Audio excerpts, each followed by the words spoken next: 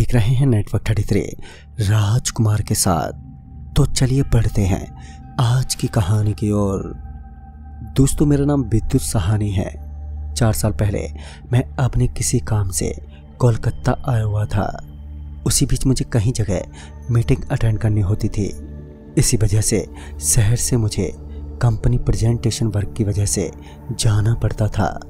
मुझे अब सावेरी जाना था क्योंकि कल सुबह मेरा वहाँ आखिरी काम था।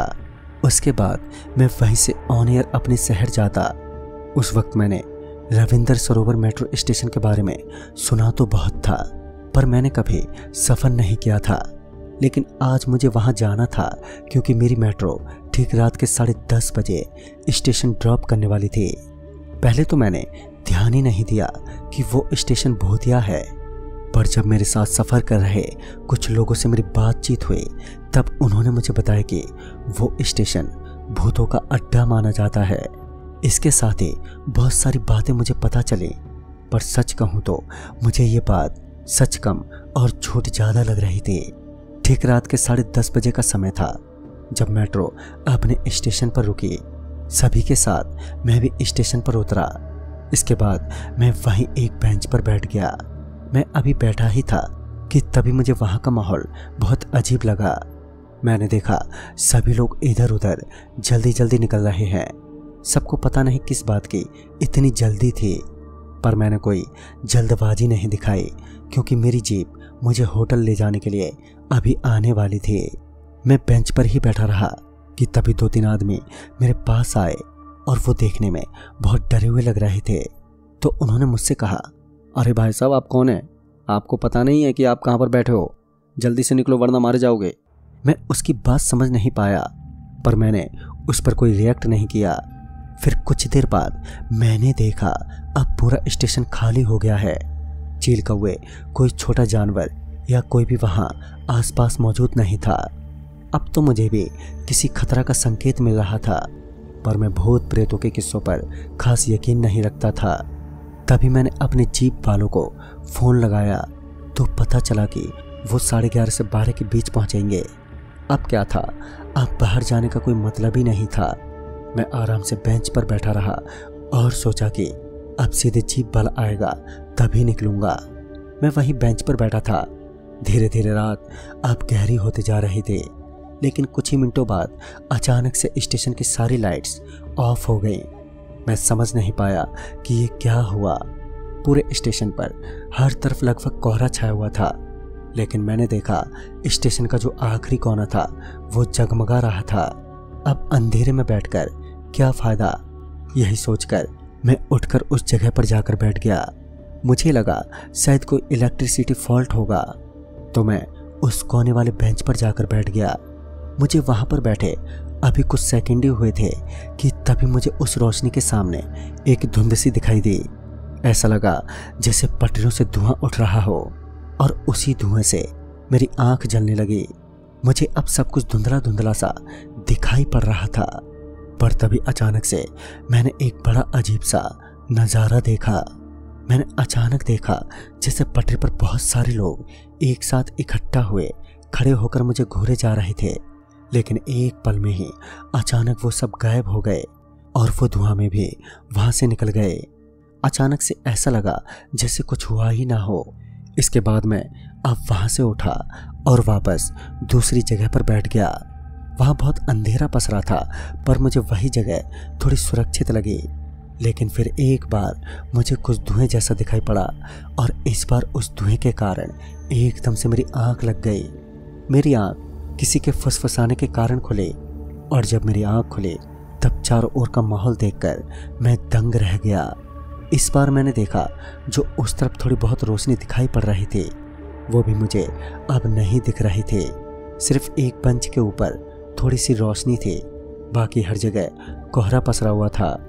तभी मैंने तुरंत अपने फ़ोन में समय देखा तो रात के 1 बज रहे थे। मैंने सबसे पहले अपने फ़ोन से अपने ड्राइवर को फ़ोन लगाया और उसे डांटते हुए कहा कि कहाँ हो तुम? तो उसने जवाब दिया कि अरे साहब, मैं तो लगभग 1 घंटे तक रुका, पर आप मुझे कहीं नहीं दिखे, इसलिए मैं चला गया। तो मैंने उससे कहा, तो अब मैं क्या करूं? आज की रात क्या स्टेशन पर ही गुजारूं? मेरे इतना कहने की देरी थी कि तभी उसने चौंकते हुए कहा, मतलब आप अभी तक स्टेशन से नहीं निकले, अब तक स्टेशन के अंदर ही हो? तो मैंने जवाब दिया। हाँ। वो बहुत तेज आवाज में बोला, अरे साहब क्या किया आपने? अब तक तो स्टेशन बंद भी हो गया होगा, आप पीछे दरवाजे से कूदकर बाहर निकलो वरना। उसने अभी मुझे इतना कहा ही था कि फोन की बैटरी को ना जाने क्या हुआ, गलत टाइम पर मुझे धोखा दे दिया। मेरा फोन अब स्विच ऑफ हो गया था और अब मैं डर के मारे परेशान था। मैंने अपने कान में उसी समय एक हल्की सी आवाज सुनी, भाग जाओ। वो आवाज किसी बूढ़ी औरत की लग रही थी, लेकिन वो आवाज बड़ी हल्की सुनाई दे रही थी। तभी मुझे पटरियों पर कोई चलता हुआ दिखाई पड़ा। वो मुझसे काफी दूर था और उसी बेंच के करीब था जहां रोशनी अपना प्रभाव डाल रही थी। इसी वजह से वो मुझे दिखाई पड़ रहा था। वो शख्स लंगड़ाता हुआ चल रहा था, लेकिन तभी मुझे ट्रेन की हॉर्न सुनाई दी। उस आदमी को जैसे रेल की इस आवाज से कोई फर्क नहीं पड़ रहा था। मुझे लगा कि उसे बचाना चाहिए, कहीं वो रेल से कुचला ना जाए, इसलिए मैं वहां से उस आदमी को आवाज देता हुआ उस आदमी को बचाने भागा। लेकिन तभी एक रेल पूरी रफ्तार से आई और उसी आदमी को टक्कर मारते हुए दूर फेंक दिया।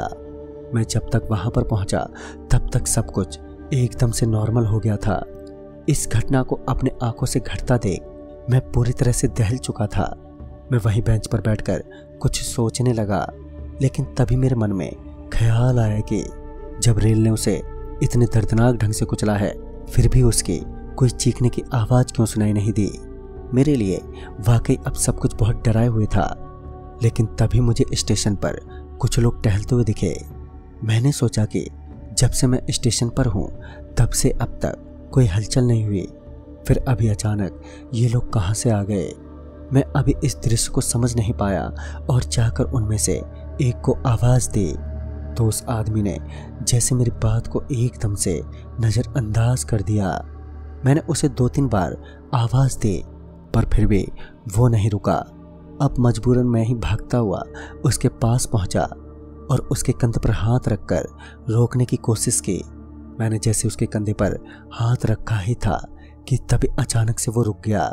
फिर उसके बाद वो पीछे मुड़ा और पीछे मुड़ने के साथ ही उसका चेहरा देखकर मैं एकदम से किसी झटके से पीछे गिर पड़ा, क्योंकि उसका चेहरा तो था ही नहीं, ना तो उसकी आंखें थी और ना ही उसकी कोई शक्ल थी, यानी कि वो पूरा शून्य था। मैं अब बहुत ही ज्यादा डर गया और पीछे हटा, पर उस आदमी ने मुझे कुछ नहीं किया और वापस अपने रास्ते पर चलने लगा।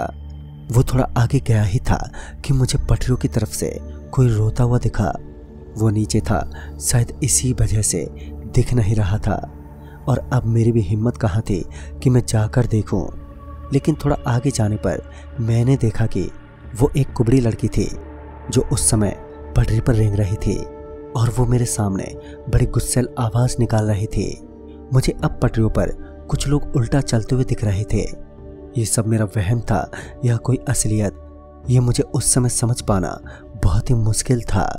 लेकिन फिर एक पल में ही सब कुछ गायब हो गया। फिर जब मैंने अपनी अगली पलकें झपकाई तो अब सब कुछ नॉर्मल था। इस बार मुझे कोई और दिखाई नहीं पड़ रहा था, लेकिन अब मुझे आवाजें सुनाई दे रही थी। ऐसा लग रहा था जैसे स्टेशन पर बहुत सारे लोगों की भीड़ मौजूद हो। और तभी पटरियों से किसी के चीखने चिल्लाने की आवाजें आने लगी। ऐसा लग रहा था जैसे कोई बहुत दर्द में हो और कहीं जगह से मातम मनाने की आवाजें आ रही थी। मेरा कान अब जैसे फट रहा था। मैं अपने कान पर हाथ रखे एक पिलर के पास जाकर बैठ गया और फिर वो आवाज आनी एकदम से बंद हो गई। डर का असली खेल अब शुरू होना था। मुझे किसी के सिगरेट पीने की महक आई और जब मैं पिलर से बाहर आया तब मैंने देखा कि सामने सिर्फ धुआं ही धुआं था। उसी में से मुझे कुछ अजीब आवाजें आ रही थी, पर मुझे कोई दिखाई नहीं दे रहा था। अब मेरे पीठ पर किसी ने हाथ रखा और फिर मुझे कोई पीछे की तरफ खींचने लगा। मैं चाहकर भी खुद को रोक नहीं पा रहा था। मैं बस पीछे की तरफ खींचा चला जा रहा था।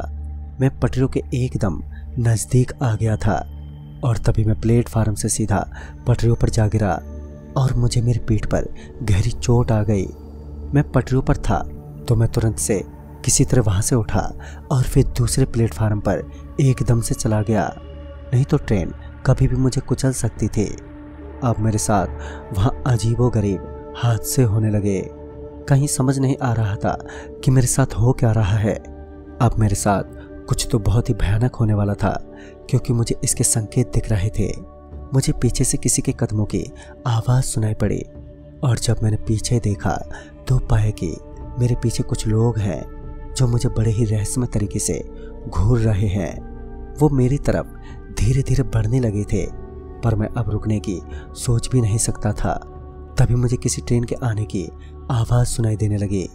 मैंने सोचा कि भागने में ही भलाई है, नहीं तो ये लोग, या यह कह सकते हैं कि ये भटकती आत्माएं मुझे पटरियों पर सुला देंगी। तभी मैं एग्जिट गेट की तरफ बड़ी तेजी से भागने लगा और भागते भागते मैंने देखा कि एग्जिट गेट तो बाहर से बंद था। तभी मुझे याद आया कि इस स्टेशन पर आखिरी मेट्रो 10:30 बजे के करीब गुजरती है और उसके बाद कोई भी नहीं आता जाता है। मैं तो ये बात एकदम से भूल ही गया था, लेकिन तभी मुझे ड्राइवर की कही गई बात याद आई कि पीछे के दरवाजे से कूद सकते हो, पर मुझे वो दरवाजा कहीं नहीं दिख रहा था। मेरे पीछे वो आत्माएं अभी लगी हुई थीं। तभी मुझे उसी के बंगले में एक पेड़ दिखा। शायद उस पर चढ़कर मैं ग्रिल लांघ सकता था। मैं उस पर चढ़ने लगा, तभी मुझे किसी के जोरों से हंसी सुनाई देने लगी, पर मैं फिर भी चढ़ता रहा और मेट्रो की आवाज़ भी मेरे जहन में गूंज रही थी। अब मैं ग्रिल पर चढ़ चुका था और अब मुझे कूदना बाकी था। मैं अब वहां से कूदने ही वाला था कि तभी मुझे अपने नीचे एक काली बिल्ली दिखी और वो कूदकर मुझे झपटने ही वाली थी कि सही समय पर मैं वहां से कूद गया, वरना वो मुझे नीचे खींच लेती। मैं स्टेशन के बाहर भागने लगा और उस समय रात के 2 बज रहे थे और अब मैं बहुत ही ज़्यादा डरा हुआ था। फिर वहीं कोई चाय की बंद पड़ी टपरी पर मैंने सुबह होने तक का वक्त गुजारा। सुबह सुबह जाकर मेरी सांस में सांस आई। वाकई मेरा वो गलत फैसला मेरे लिए कितना नुकसानदेह हो सकता था, ये मैंने कभी सपने में भी नहीं सोचा था। फिर सुबह जब चाय वाले को मैंने सब कुछ बताया तो वो भी बहुत गहरा गया। तभी उसने कहा, साहब आप तो बहुत खुशकिस्मत हो जो वहाँ से जिंदा बच गए। सबका मानना है कि जो लोग उस स्टेशन पर ट्रेन के सामने कूदकर जान गंवा देते हैं, उनकी आत्माएं आज भी रात के 10:30 बजे के बाद वहाँ पर घूमती रहती हैं और गलती से अगर उन्हें कोई अजनबी मिल जाता है तब उसे वो बड़े रहस्यमय ढंग से गायब कर देती हैं। वहाँ से कुछ अजीब अजीब सी आवाज़ें आती हैं जो बहुत ही डरावनी होती हैं, इसलिए वहाँ आखिरी मेट्रो गुजर जाने के बाद कोई आता जाता नहीं है और इसीलिए स्टेशन को बंद कर दिया जाता है। दोस्तों, इस घटना का जिक्र मैंने आगे किसी से नहीं किया, पर आज भी मैं उस डर से प्रभावित हूँ और आज भी कभी देर रात किसी स्टेशन पर अकेले नहीं रुकता, क्योंकि मुझे पता है कि इसका अंजाम कितना खतरनाक हो सकता है। तो दोस्तों, इस कहानी में बस इतना ही। तब तक के लिए बाय एंड टेक केयर।